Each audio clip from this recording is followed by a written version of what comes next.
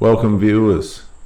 We're going to look at the subject coerced into ministry beyond their capability, because nothing says spiritual maturity like pressing someone into a role they're not built for and then acting shocked when they burn out. As an introduction, when clergy leaders coerce congregants into ministry roles beyond their gifting, maturity, time, capacity, or emotional resilience, the damage is often framed as sacrifice for God rather than what is really happening. Mismanagement of people. And this happens in all cults and religions. Healthy ministry is totally and absolutely voluntary.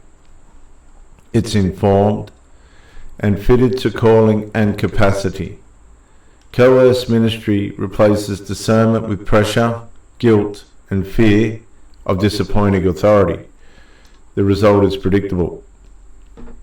Burnout, resentment, moral compromise, family strain, and in some cases, spiritual trauma. This subject matters because churches and cults do not just use volunteers, they shape souls, and coercion is a terrible shepherding tool. Turning to the outline, point number 1, define the problem clearly. To define the problem clearly, we first have to look at coercion, pressure through guilt, fear, spiritual threats, social shaming, or loyalty tests. Then, to define the problem clearly, we look outside capability, beyond skill, emotional readiness, training, time, health, family responsibilities, or spiritual maturity. And defining the problem clearly, we have to look at why it's often hidden. It gets rebranded as obedience, servanthood, or commitment. Point number 2, how coercion usually happens in real life. Well, you can look at guilt language. If you loved God, you would so-and-so and so-and-so. Real Christians step up. Another coercion that usually happens in real life is fear and threat. You're resisting the Spirit. You're not submissive. Another coercion is public pressure, putting someone on the spot in front of others.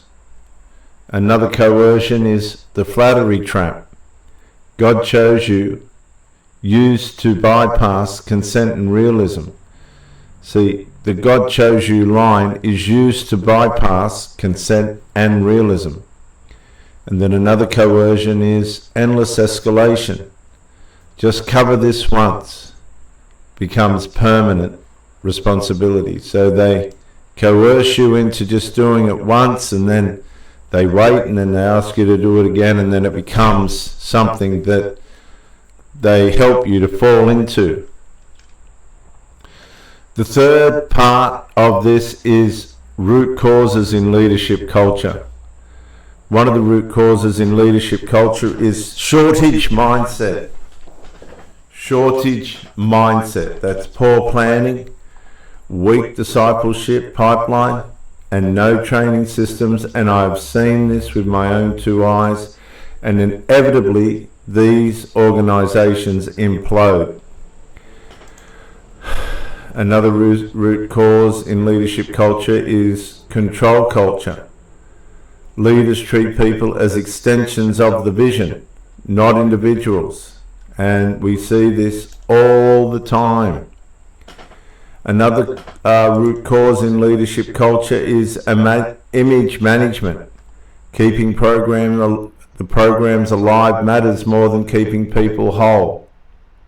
Another root cause in leadership culture is theology drift, confusing calling with compliance or service with servitude. It all gets mixed up. And then another root cause in leadership culture is burnout normalized. It's just normalized. Exhaustion gets praised as holiness. And then we look at point 4, what it does to congregants. What it does to congregants is emotional and physical burnout, chronic stress, anxiety, fatigue, depression. What it does to the congregants is spiritual confusion, believing God is pleased only when they're depleted. What it does to congregants is resentment and cynicism. Ministry becomes a burden, not worship. Another thing it does to the congregants is conscience injury. Forced roles produce shortcuts, dishonesty and bitterness. And then another thing it does to congregants is family damage. Neglected spouse or children, constant absence, and fractured priorities. I think I fell into that category. And then another thing it does to congregants is loss of agency. People forget they can say no without sinning.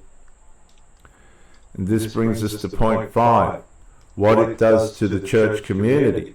Well, what it does to the church community is volunteer churn. People disappear, backslide, or just quietly leave. Another thing it does to the church community is shallow discipleship. Activity replaces characteristic or spiritual formation. Another thing it does to the church community is toxic loyalty systems. Obedience to leaders becomes the measure of faithfulness rather than just following Christ.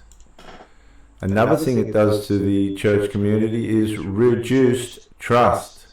Members stop being honest about capacity and struggles. And another thing it does to church community is ministry quality drops. Untrained people doing complex care or teaching poorly. And when you see that, it might be time for you to ask yourself if you're in the right place. Point number 6, ethical and pastoral boundaries that should exist. Well, ethical and pastoral boundaries that should exist could be consent is sacred. Consent is sacred. Calling cannot be coerced because consent is sacred. Another ethical and pastoral boundary that should exist is competence matters. Competence matters. Some roles require training, supervision, and safeguards. Another ethical and pastoral boundary that should exist is capacity is a spiritual issue. Capacity is a spiritual issue. Rest, family duties, health, and seasons of life matter. Another ethical and pastoral boundary that should exist is accountability for leaders.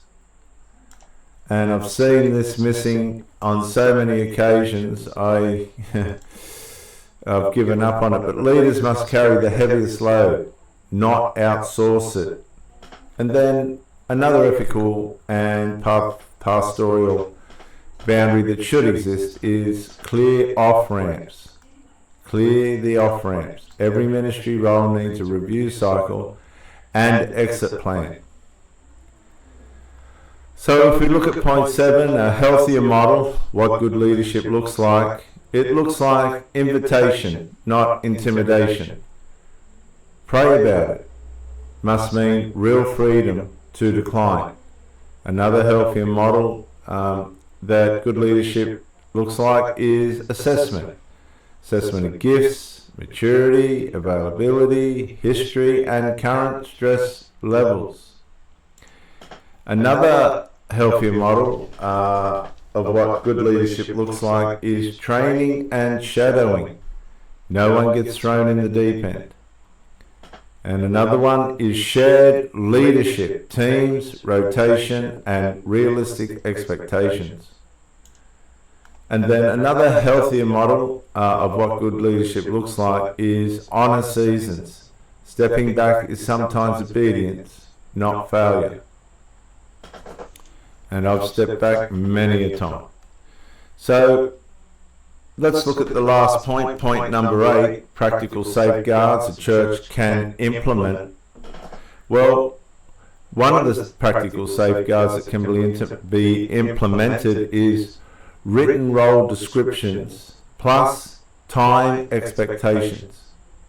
Written role descriptions plus time expectations. Another practical safeguard that a church can implement is training pathways and supervision. Training pathways and supervision. Another practical safeguard a church can implement is no questions asked, decline policy. No questions asked, decline policy.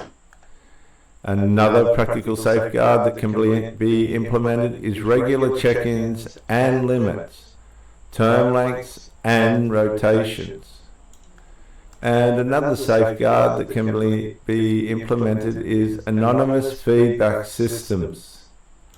Anonymous feedback systems. And practical safeguards a church can implement is clear policy against spiritual manipulation and public shaming. So, in conclusion, when clergy pressure congregants into ministry outside their capability, the church trades shepherding for exploitation, even if the intent is keeping the work going.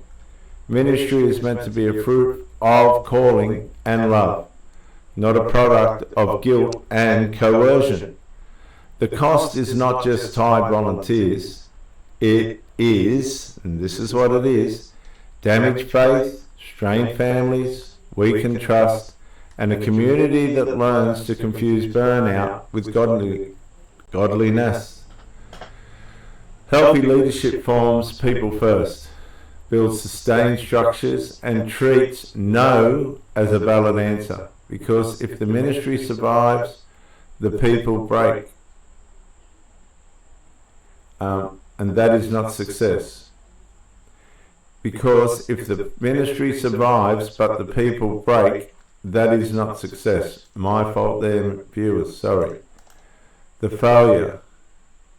That's failure with hymns. So it's a big thing. You got to define the problem clearly. How coercion usually happens in real life. Root causes in leadership culture. What it does to congregants. What it does to the church community. Ethical and pastoral boundaries that should exist. A healthier model, what a good leadership looks like, and practical safeguards a church can implement. All there in that talk. Leave your comment or make a comment or something, and I'll see you on the next one. Bye for now.